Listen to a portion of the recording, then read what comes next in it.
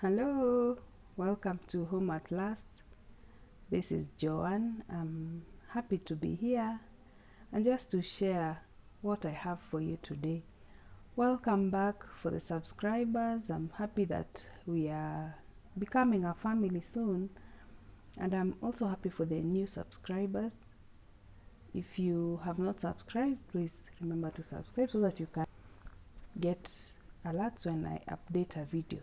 Today I'm here to share about business. I'm not a business consultant, just to make it clear.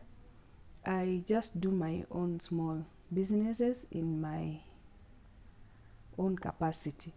But in whatever way God has blessed me, I'm happy, and that's why I'm here to share in whatever way that we can help each other. So just feel comfortable here. You can share your thoughts even in the comments, and I'll be happy to hear from you also.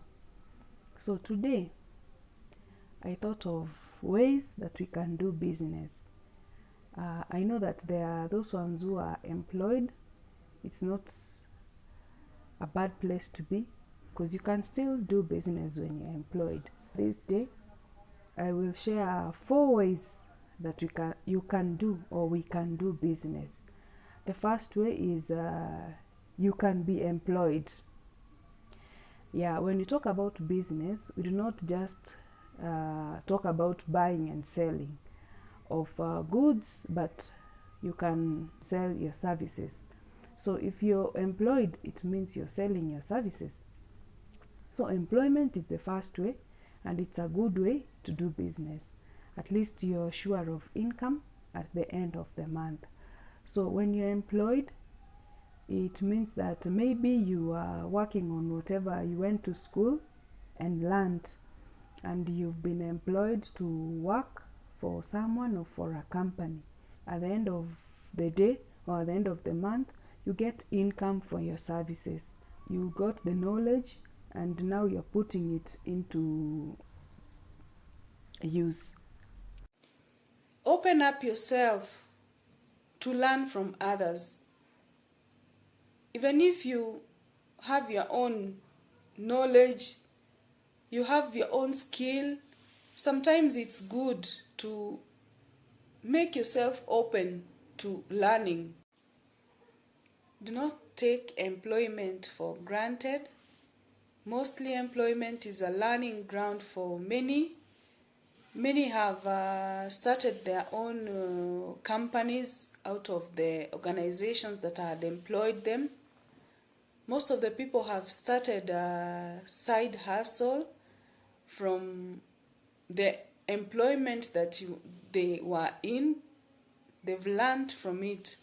So when you are employed, don't take it for granted. It's a learning ground, and you need to make sure that when you leave employment, you're saying that this one, I learned it from where I was working. That is your business, your own company, or maybe even the people that you are working with, you've learned from them. So employment is very important. It's an opportunity. Many people are looking for an opportunity to be employed. There are many people who have gone to school, they are outside here, they don't have employment, but they have knowledge, they have skills, and they are yearning for someone to come and give them an opportunity to practice what they've learned in school. At one point, we have to be employed. That one I know. I've also been employed at some time, and still I can be employed. I've not closed doors for employment. So when I thought of employment, I thought of working in an organization, working under someone, working under systems or with systems, which is good. After school, we know that there are attachments to be done. To put your knowledge into practice now, you have to go for attachment. You can go for internships. That's the best way to learn how to work. After getting theory from school, now it's time to practice. And the best way to learn also is on the job. We know that there are things like on job training. Some people are very lucky that they can even do rotation in their organization, working in one department, moving to another one, and another one, rotating. It's the best way to learn. You can learn more than one skill. You can have knowledge of rather than one department, or if it's accounting, you can learn from administration. You can learn even from maybe cashier. Yeah, it depends on the type of organization that you're working in or you're working with. So when you get an opportunity to work in an organization, just know that that's a learning ground. When you get an opportunity to work with someone or under someone, just take it as a learning point and do your best. Yeah, I know we have to uphold integrity. Even when there's no one looking at you, even when there's no one supervising you, it's good to give it your all. Yeah, that's the best way to learn on the job. So when you're employed, at the end of the day or at the end of the month, you expect to get your wages paid or your salary. But also it's good to consider that you've given it your all. Yeah, you put in your energy, you put in your mind, the knowledge that you've gotten in school. If it's a skill that you have to put in, do it to your best. At least when you look back and you see what you've done, you can even appreciate yourself. Yeah, it's good to appreciate yourself. Don't wait for someone else to come from somewhere and come to appreciate you. Yeah, your employer may appreciate you, your organization may reward you, but it's good to appreciate yourself after giving it your best. Some people are very lucky. They may not have gone to school to get any knowledge, but they learn on the job. Some even get coached, and people who have mentors, they also learn from their mentors. Yeah, it's very good, and we appreciate the fact that employment has given room for that. So don't look down on yourself when you're employed. Just run the job that you're doing, run the business that you're being employed at, the organization as your own. You may not know, one day you will have your own company, one day you'll have your own organization or business. The second way you can do business is by getting out of employment and go and start your own thing. Start your own business. You can sell your services, you can sell goods. So in this case, maybe you've decided that now I can get out of employment and fully employ myself. It's a good thing, and most of the people do this. Maybe they start their own businesses, and they see that the income from the business is enough for them, and maybe to get more, it's good to give it their all and start your own organization. You can start your own business.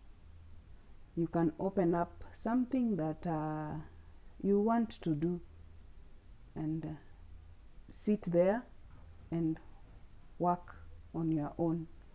Yeah, that's another way of doing business. Most of the people, maybe they come from another business that they've learned from, and they go and set up their own. Some of them go and even put up a consultancy. Like myself, I'm a human resource. I can go and set up a consultancy and deal with human resources. We know that some organizations usually outsource some of their services. Some organizations do outsourcing, and you can do human resource services for them. You can do accounting for them, and maybe many others. we know that most of the employees with this COVID season, most of the people lost their jobs. And I can say that it was an opportunity to set up something, to start up something. I know most of my friends, they usually tell me that I started this business during COVID. I learned this during COVID. This is what I started doing during COVID. Some even start selling food at work, or maybe to people who are working. Some start doing just different business. Yeah, I may not mention, but just examples that I'm giving. I just want us to pick on anyone and maybe run with it. So opportunity to do business, you can look at it when you're still employed. Please don't wait for retrenchment or retirement. Try and do something while you still have the energy, while you still have the opportunity. Yeah, it's very good to start early. Don't wait for when things push you. In your own business, you can be working also like the others. Maybe allocate yourself a position. Run the business with other people. It's a good way to do things and to show others the way you want things to be done. It's also a good way to know how your business is doing. Working with your employees motivates them, and it's a good way also to know the people that you're working with or the people that are working for you. Yeah, it's a good way also to run with your business the way you want it to run. The third way to do business is by the one that people like saying, that let your money work for you. You can still maintain yourself in employment and put a side hustle. You can put aside money in a business. You can be still in employment and maybe give capital to someone to start a business, and they give you something back from the business. You may be having an idea and you're not ready to leave employment. So you can put the idea in someone, give them the money, decide on the amount of money that they'll be giving you. There are many people who have put people in businesses like motorbikes, like Uber, and they give them back their money. I said I'm not a business consultant, so I'm just giving the businesses as examples. Let your money work for you. It's not good to leave money lying idle in the account. There may be savings, but at the end of the day, they will multiply. So when you give someone money to start a business, of course, you come into a contract with them and decide on the amount of money that the person will be giving you back from the amount that you've given them. And you're still doing your work, you're still in employment, or maybe you're even doing some other business, but your money is working for you, your idea, someone is running with it. Another way of doing business, this is the fourth one, that you can come up with a fleet of businesses. Yeah, there are many people who've been blessed with ideas. Some have good money. You can set up a business. You can start the business, work on it, know how it's running, know how to do it. Let someone do it. At least now you know the income that is coming out of the business. And you can let someone else, or you can get employees to be working on it. You go start another one, do the same thing, and you'll finally have a fleet of businesses. Your work will be running around the businesses and knowing how they are doing. Or maybe when there's need, your employees or your management will be getting in touch with you. We know that there are systems, and you remember during COVID, we knew that systems are there and systems do work. You can put up proper systems to ease your movement. So it's a best way to do business. You can set up systems in your different businesses and or your organizations, and they will run well. Let people know that these systems work. And also we know that you are only a phone call away. So when your employees need you, when there's need in your organization, they will always call you. So those are the 4 ways of doing business. And when I was looking at these 4 ways, these are just my own ideas. When I was looking at these 4 ways, I considered the richest man in the Bible, Solomon. And also he was wise because he asked for wisdom from God. So in all this, you need to have wisdom from God. And let's know that it is God who gives us the power to create wealth. That is according to Deuteronomy 8:18. Yeah.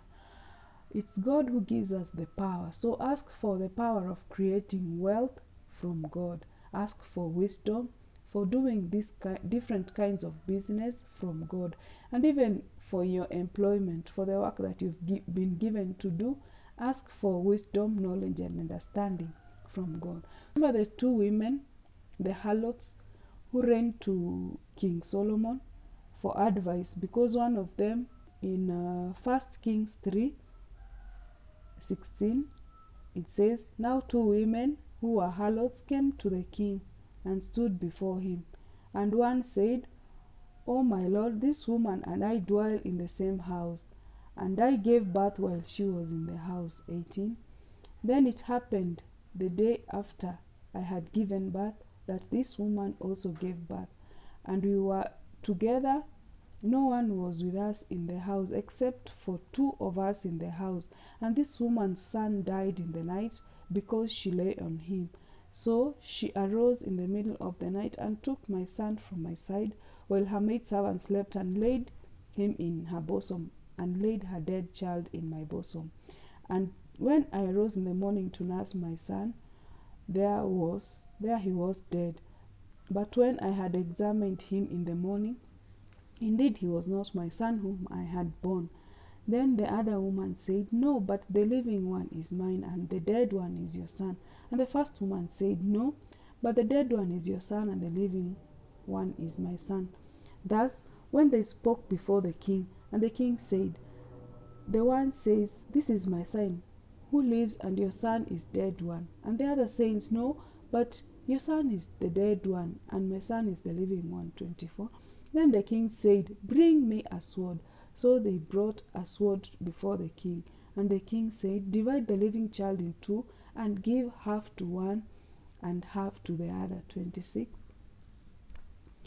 Then the woman whose son was living spoke to the king, for she yearned with compassion for her son. And she said, 'Oh my lord, give her the living child, and by no means kill him.'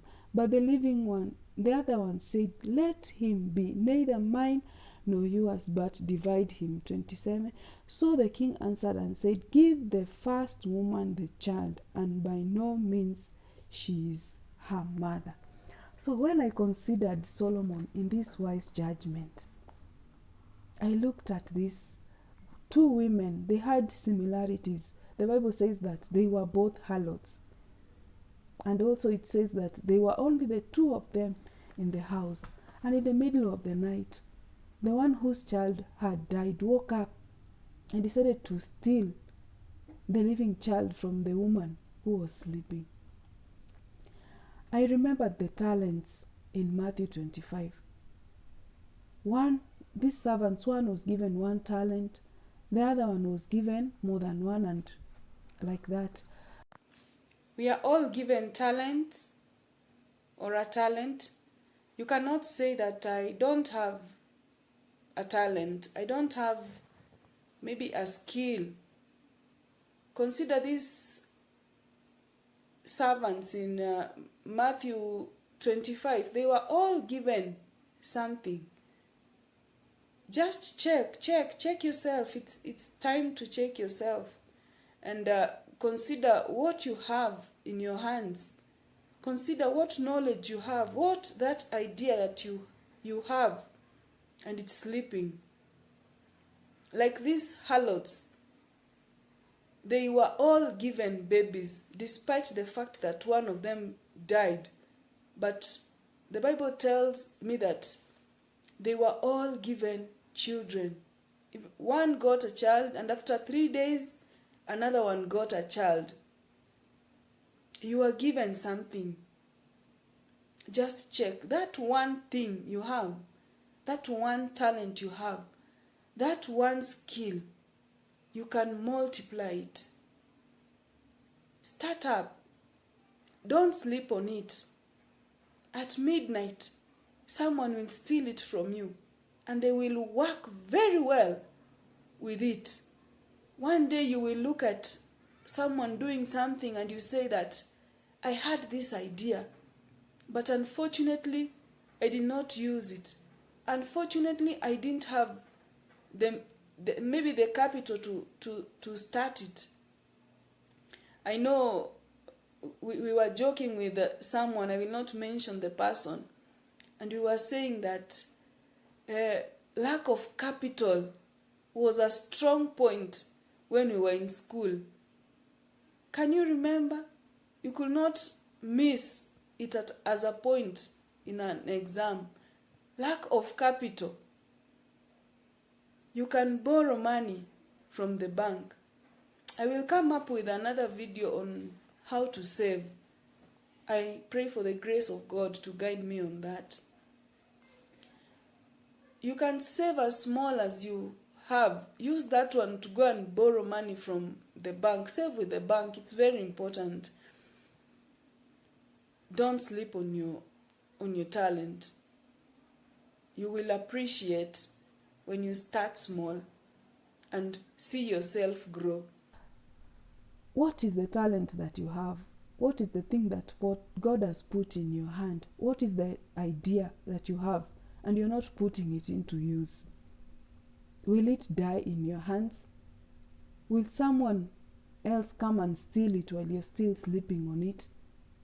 Consider this and try and do something with your talent, with your knowledge, and with the skill that God has blessed you with.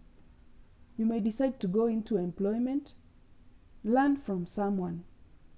Learn in employment. Don't only sleep while you're employed.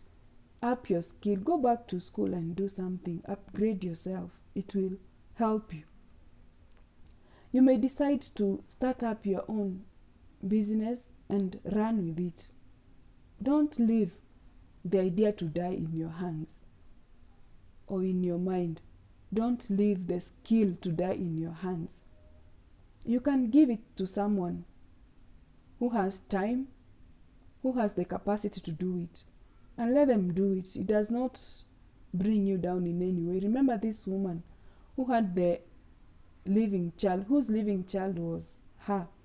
She decided, no, don't kill this child. Give it to that woman whose child had died.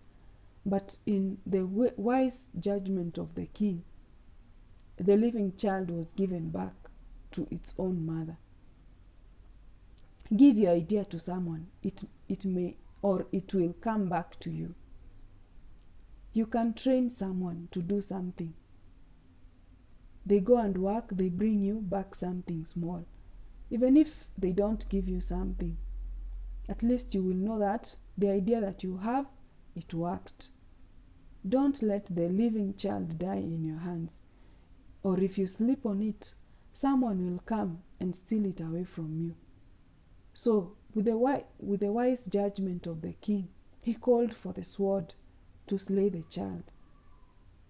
You have set up a business. You have space for someone else. Get someone to do business even in your own space. You can earn something from it. Or even you can learn something from the person that you've called into your space. It's the best way to learn. Remember the on-the-job training. Someone can train you even when they are working for you. It doesn't make you less of a manager or of a company owner. We know that there are people who buy ideas very expensively. There are people who give out their own ideas. But all in all, it's business. You cannot say that I want to sell vegetables and you go to a car bazaar to sell vegetables. It doesn't make sense. Join other vegetable vendors. find space there and sell your vegetables. Many people go to the market when they want vegetables. When they want to buy a car, they go to a car bazaar. Someone who wants to buy vegetables cannot walk into a car bazaar. Join other people who are in the same business as you're doing. Do the business together. The main thing here I wanted us to get from this wise judgment of Solomon is that don't let your idea die in you. Do something with it. Multiply yourself. Come up with a fleet of businesses. It will help you, it will help someone else, and it will help the society, and the entire economy will grow because of you. Thank you for considering to use your talent, to use your skill, to use your knowledge. And at the end of the day, we know that the wise person who went and used their talents very well, they were multiplied. Allow yourself to be multiplied by putting into use whatever you have. Allow others to benefit from you, and it will always come back to you. Don't be selfish and hold on to a living child who is not yours. Don't be selfish and allow the child to be slain. Just allow yourself to train someone. Just allow yourself that someone may learn from you. Don't leave your income to sleep and someone else needs it to multiply. They will give back to you.